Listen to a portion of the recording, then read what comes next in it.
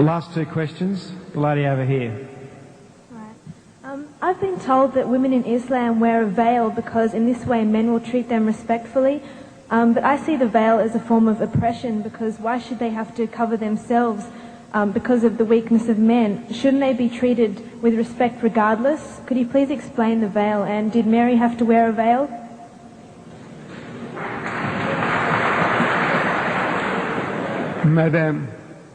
Madam, your Bible says, your holy Bible says, Paul is telling you that the woman must cover her head, that the woman who doesn't cover her, shave off her hair. Your Bible says that.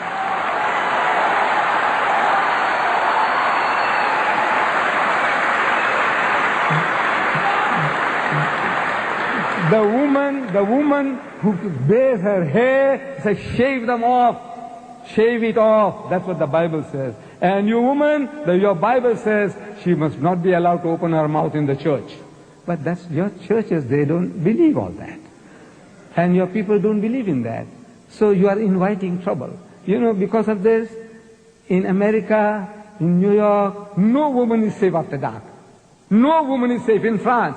During daytime, women have been raped in the street, and people just walk by, looking the fun. Say, oh, maybe they're enjoying themselves. Woman is being raped. No. I said, you are inviting it.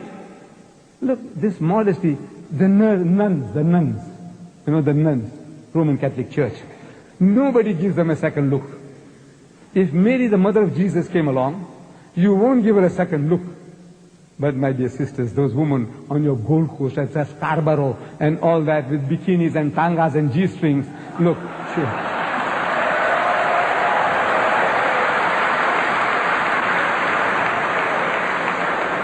It's attracting, look, even an old man like me, I tell you, my brother.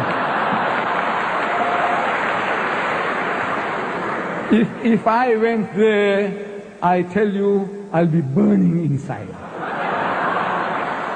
I'm telling you, look, this is the nature of man. God made us like that. The thing that allures man more than anything on earthly existence is woman. Do you know that? I don't know. The Quran says,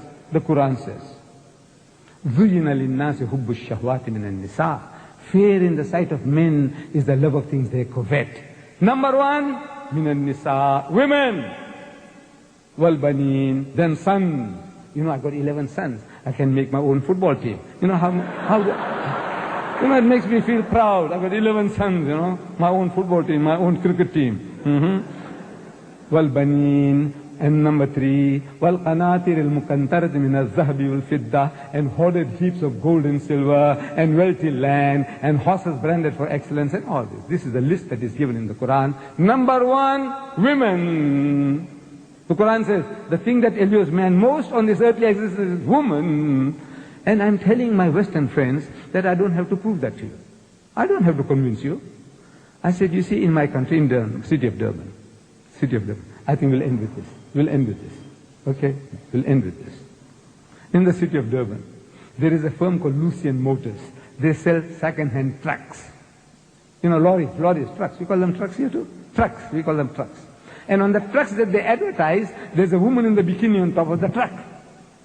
Then G Knots, they sell farm implements. And on the tractors that they advertise, there's a woman in the bikini on top of the tractor.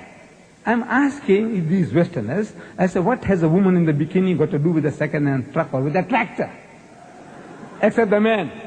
You see, the woman is being dangled, so you'll read the advert. And BMW, I don't know, you have BMWs here.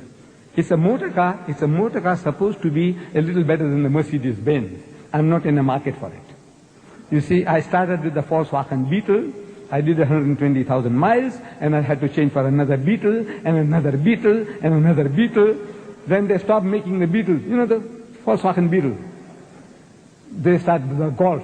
So I had to buy Golf number 1, Golf number 2. I'm still not in the market for a BMW. But I am forced to read this advert.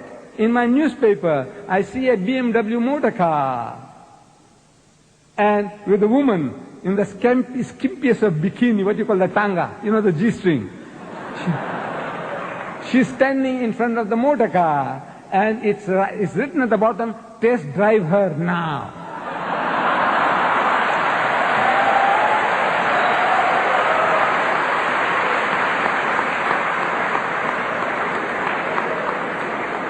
I'm asking the woman of the car. The woman is buying the car. And the her is underlined. Test drive her now. I said, look, this is what you're leading yourself to. This is the Westerner. He sells his mother, his wife, his daughter. His wife is a star, and she's being mangled on the screen, simulating rape. And they enjoy it. You enjoy your wife being simulated. It's not real rape, but you know it's simulated. You can see everything about it. She's being raped, your mother, your wife, your daughter. And you enjoy your wife is a star. So, sick. No, alhamdulillah, praise be to God, we haven't come to that sickness yet, we Muslims. We try to keep away from it. This is your pleasure, your privilege. We have no right to force you. But we say, you are playing with fire, my child, and you're going to pay the price. You're paying the price now, and you will pay the price.